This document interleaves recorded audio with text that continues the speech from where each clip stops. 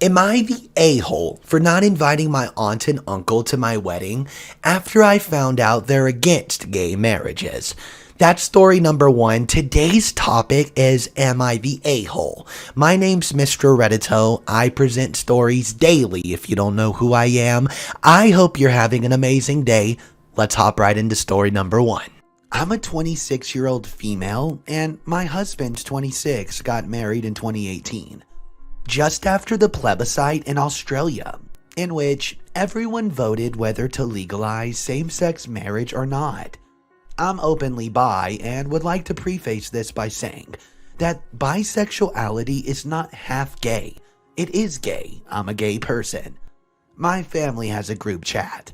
Before we had sent out invites to our wedding, my aunt and uncle posted in the chat talking about plebiscite and arguing against legalizing same-sex marriage. Keep in mind, they initiated this conversation.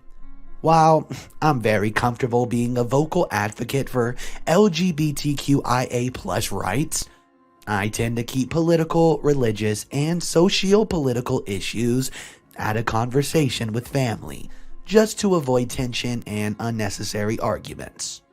I saw these messages and was obviously hurt that they did not think people like me deserve the right to marry, but were planning on attending my wedding. There were some other instances recently where my uncle had vocally criticized and called out my views via Twitter, and put me on blast to his followers.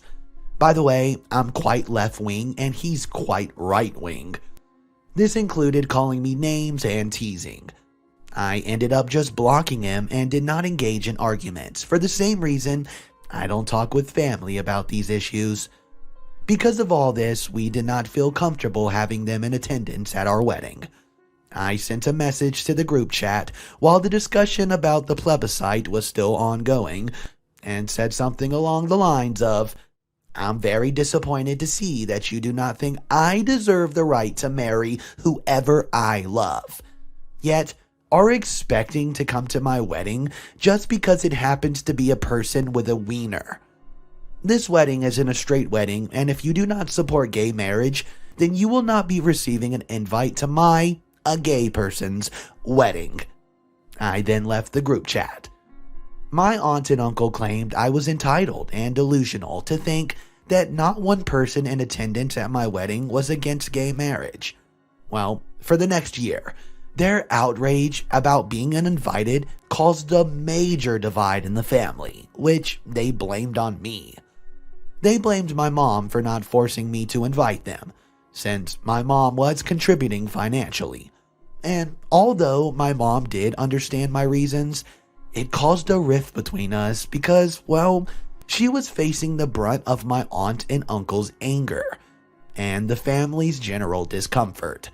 Not once did my aunt or uncle or the rest of the family come to me to discuss this issue.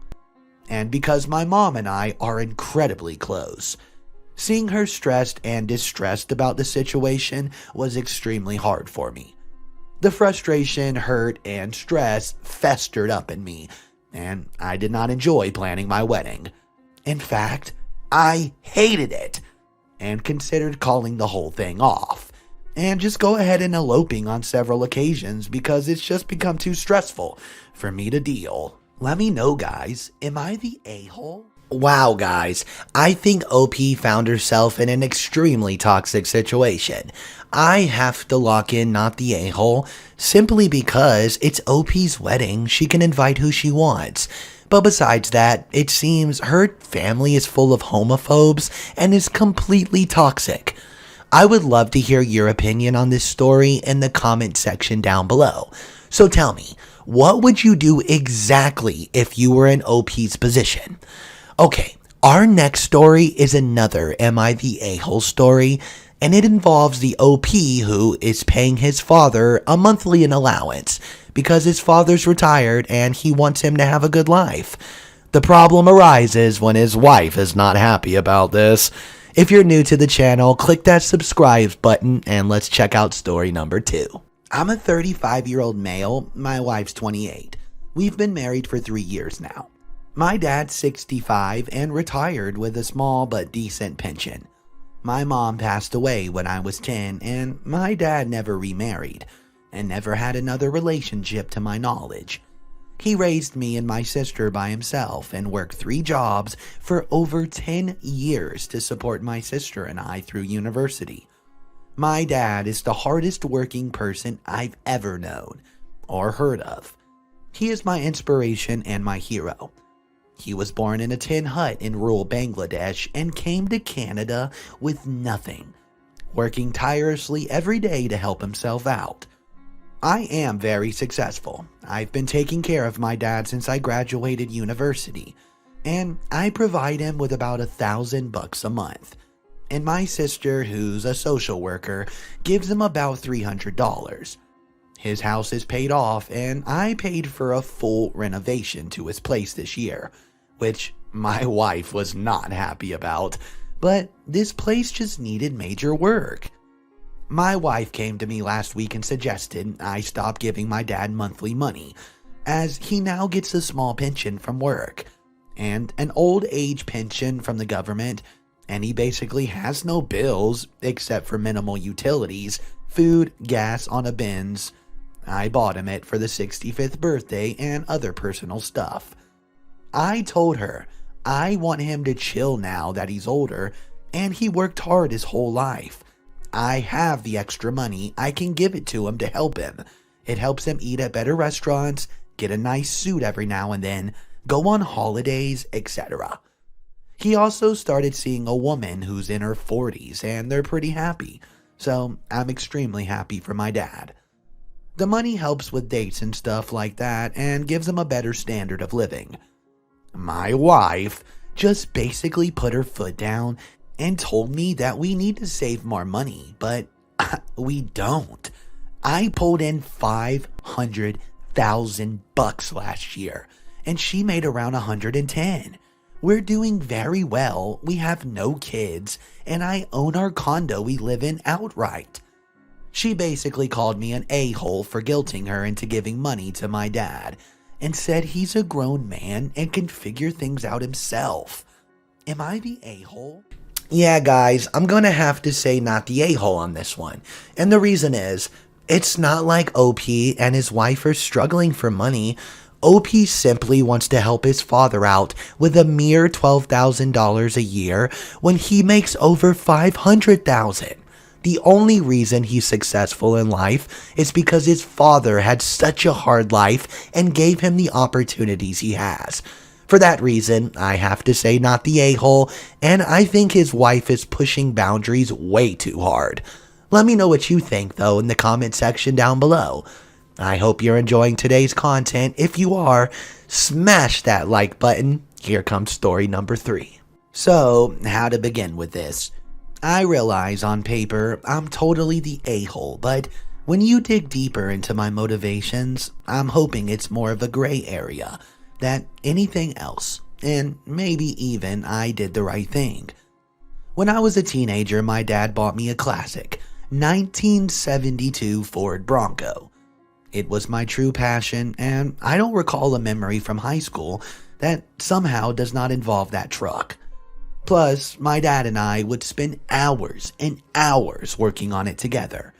And we went through that especially father-son rough patch when I was a teenager. It was always that Bronco that brought us back together. I made a huge mistake and sold the truck when I turned 19. And my dad died of a heart attack 2 months later. So, while not logical, I've always felt a karmic connection between the two events. We had a baby in early February. She's our first and the light of my life. My wife's doing well, but she's back at work and she's realized that she hates all that daycares we've tried and really wants to be a stay-at-home mom. Plus, she's still very hormonal from delivery. Lack of sleep and breastfeeding, of course. So, she's having a rough time and is angry. A lot. I guess I need to say this. 2 weeks ago, I was driving through our town's warehouse district and saw a Bronco that was pretty beat up but resembled mine. I stopped just for nostalgia's sake, and the owner came out and let me take a look inside. My dad and I glued a wheat penny underneath the dashboard as sort of security measure. So I just sort of checked, and I'll be damned, it was my Bronco.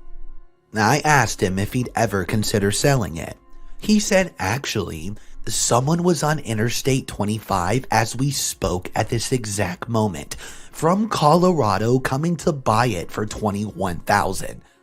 I freaked out and asked him if I could buy it right then and there for $23,000.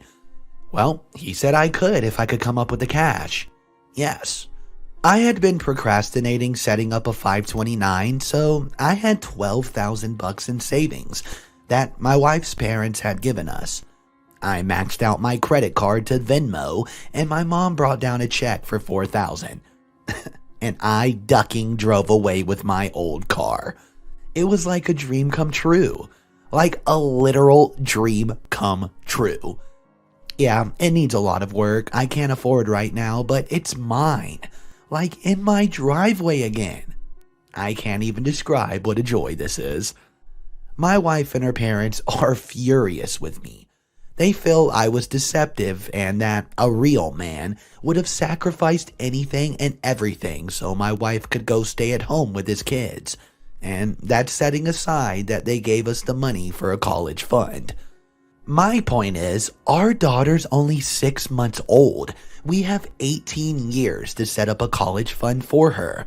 But this Bronco means everything to me, and if I wouldn't have acted right away, it would have been gone forever.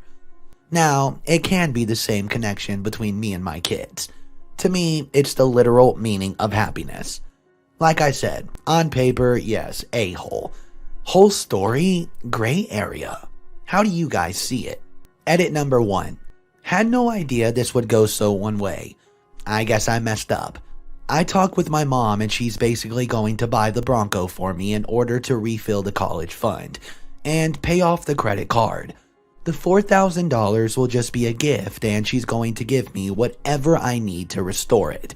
She's always been awesome to me and she's rather the money be spent now than wait for me and my sister's inheritance. Sorry to get everyone so mad at me. I was thinking with my emotions and acted badly. Alright guys, so this story was definitely heartfelt. The majority of people did say that OP's the a-hole for this, but I just have to say no one sucks here. I think that because OP was super attached to his dad, even though they had fights growing up, and that Bronco is what held their bond together. So I can understand why he used everything he had to buy it in that exact moment. Guys, let me know what you would have done if you were in OP's position. Like I said, I do not blame OP for that decision. In hindsight, yeah, it might have been the wrong one, but hey, I can't blame him. Okay, we still have one more story left in today's video. Smash that like button if you're enjoying, and let's get right into it. My husband and I have been trying for pregnancy for 2 years. And to cut a long story short, it seems as though it'll never be possible. It took a long time to come to terms with that, but we've gradually gotten there. Our entire family is aware of the journey we've been on and how much it meant to us.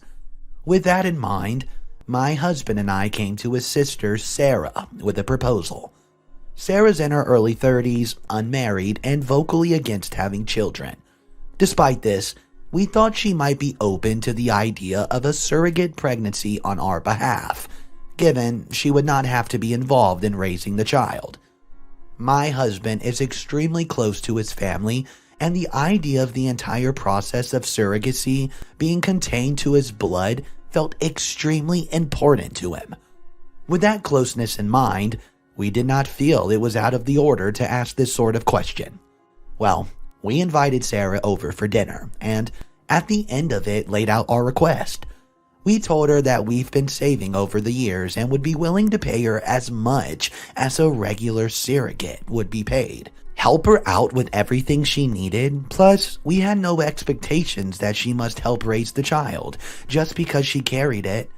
We told her why it was important to us and how much it meant, and asked her to have an open mind about it.